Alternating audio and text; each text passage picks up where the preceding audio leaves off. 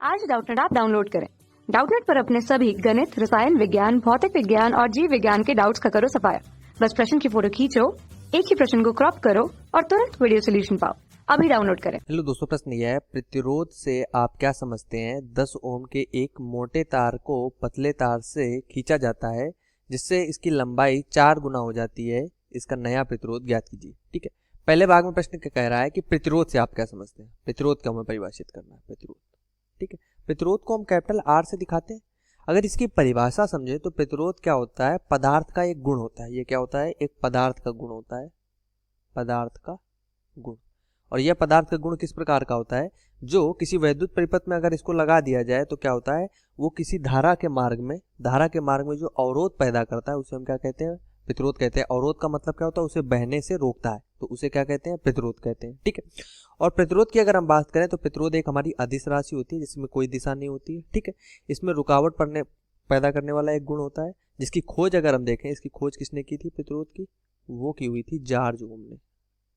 George ओम, ऐसा कहा जाता है कि वैज्ञानिक जॉर्ज ओम ने 1820 में इसकी खोज की हुई थी, जिससे इसका नाम क्या रखा हुआ था? ओम रखा हुआ था। अपने नाम पर इसकी राशि रखी हुई थी। इसका मात्रक जो होता है वो ओम होता है। ठीक है, तो यही हो जाएगा इस प्रश्न का आंसर कि यह पदार्थ का एक गुण होता है जो धारा के मार्ग में क्या करता है? अवरोध पैदा करता है। इसे प्रतिरोध कहते हैं और इसको हम सिंबल से दिखाते हैं। जिस साइन से, वो कुछ इस प्रकार से दिखाते हैं। ठीक है, ये हमने बिंदु ए मान लिया, ये बिंदु बी मान लिया और इसको प्रतिरोध को हमने आर से दिखा दिया। मात्रक क्या होता है? ओम।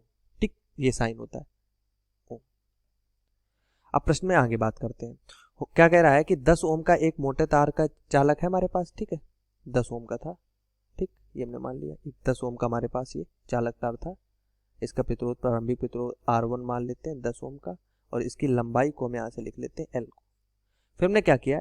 इस तार को हमने खींच दिया, इसकी लंबाई के 4 गुने हो जाती है, मतलब इसकी लंबाई के 4 गुने के बराबर इसको हमने खींच दिया। तो जो हमें प्रतिरोध R2 नया प्राप्त होगा वो हमें ज्ञात करना, जबकि इसकी लंबाई हमने कितनी कर दी? L थी, अब इसकी हमने 4 गुनी कर दी, 4L कर दी। ठीक, चूंकि लंबाई हमने बढ़ाई है, इसका आयतन तो नियत रहेगा। ठीक, आयतन क्या रहेगा? आयतन नियत रहेगा। तो प्रारंभ में आयतन है, उसको यहाँ से हम क्या करते हैं? A1 गुणे L1 से लिख लेते हैं। A1 मतलब प्रारंभ में क्षेत्रफल, L1 इसकी लंबाई प्रारंभ में, और दूसरा A2 इसका क्षेत्रफल, और ये लंबाई हो जाएगी इसकी L2। तो A1 हो गया, L1 हमने L माना है, A2 हो गया, L2 हमने 4L माना हुआ है।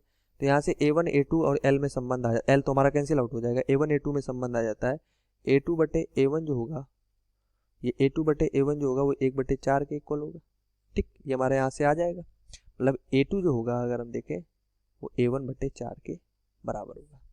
अब हम यहाँ पर पहले तार के लिए प्रतिरोध अगर हम R1 लिख रहे हैं तो ये कितना हो जाएगा? रो विशिष्ट प्रतिरोध समान होगा क्योंकि पदार्थ समान है, और ये हो जाएगा L1 कितना है? L, और ये हो जाएगा बटे में क्षेत्रफल A1, और इसके लिए क्या हो जाएगा? R2 इक्वल टू हो जाएगा रो, और लंबाई इसके लिए कितनी हो जाएगी? 4L, और बटे में क्या हो जाएगा? A2, और A2 की जगह हम समीकरण 1 से क्या करते हैं? मान रख देते हैं यहाँ पर। तो R2 इक्वल टू कितना हो जाएगा? रो गुणे 4L, A2 कितना हो जाएगा? A1/4, मतलब 4 ऊपर चला आएगा। तो R2 इक्वल टू हो जाएगा 4 चौको 16, ये हो जाएगा रो L बटे A1, और रो L बटे A1 हम यहाँ से देख सकते हैं क्या है? R1 के इक्वल है।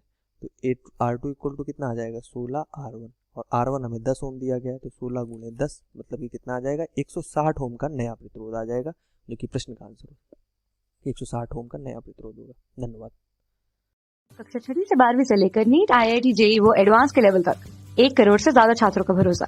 आज ही डाउनलोड करें डाउटनेट ऐप या व्हाट्सएप करें अपने सारे डाउट्स 8400 400 400 पर।